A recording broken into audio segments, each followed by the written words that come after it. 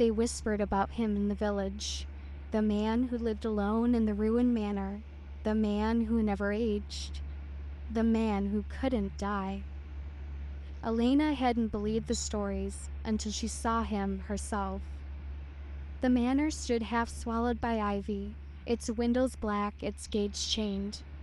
She worked as a restorer for the Historical Society, sent to catalog what little remained. She expected rot, dust, and silence. She did not expect the tall figure standing in the decayed library, candlelight casting sharp shadows across his face. "You shouldn't be here," he said, his voice like velvet worn thin. Neither of them moved. His hair was black threaded with silver, though his face was unlined.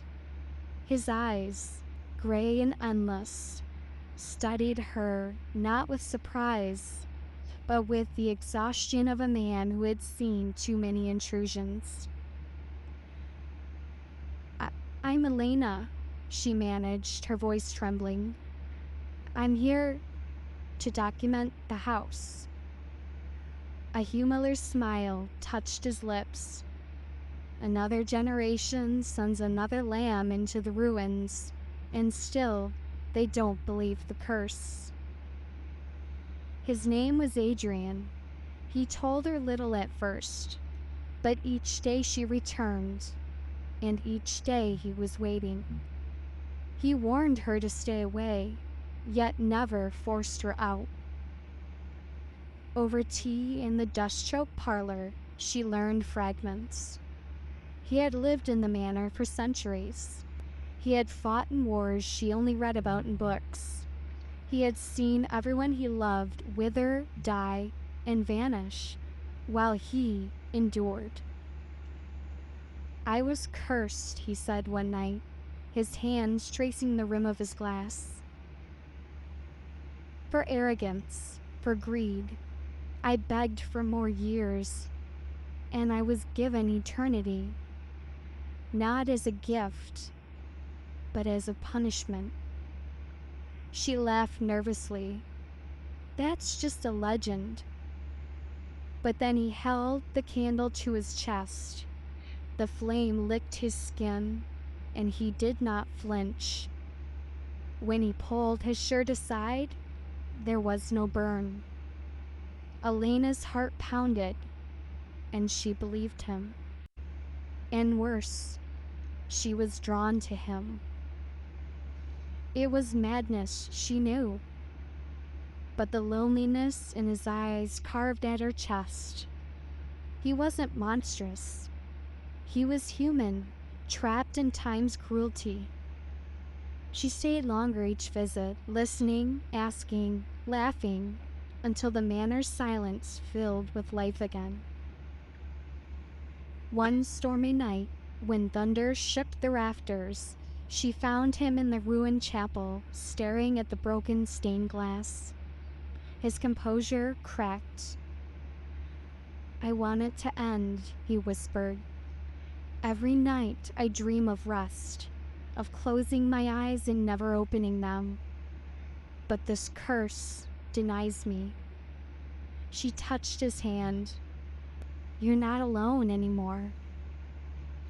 His lips brushed hers, hesitant, desperate, as though he hadn't kissed anyone in 100 years. And when she kissed him back, he trembled, not from passion, but from fear.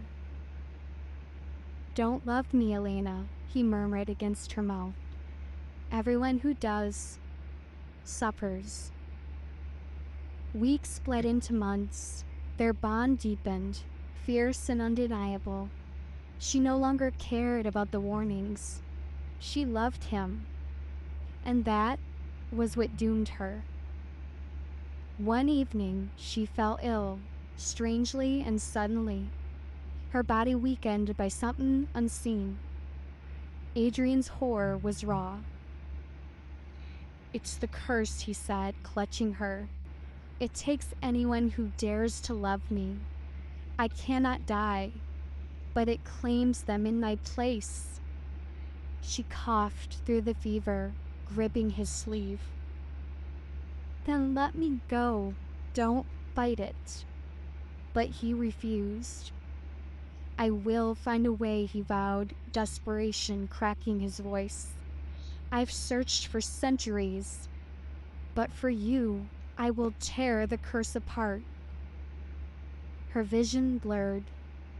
Adrian, no, even eternity isn't enough to fight fate. Tears burned his eyes as he kissed her trembling hands. The last thing she heard was his broken whisper. Then eternity is a prison twice over. The villagers whispered when they found him wandering the manor halls again, alone. He never left, never aged, never died. But sometimes at night, passerbys swore they heard a woman's laugh carried through the ivy, soft and fleeting. And Adrian would stop in his tracks, close his eyes, and for a single heartbeat, eternity didn't feel so cruel.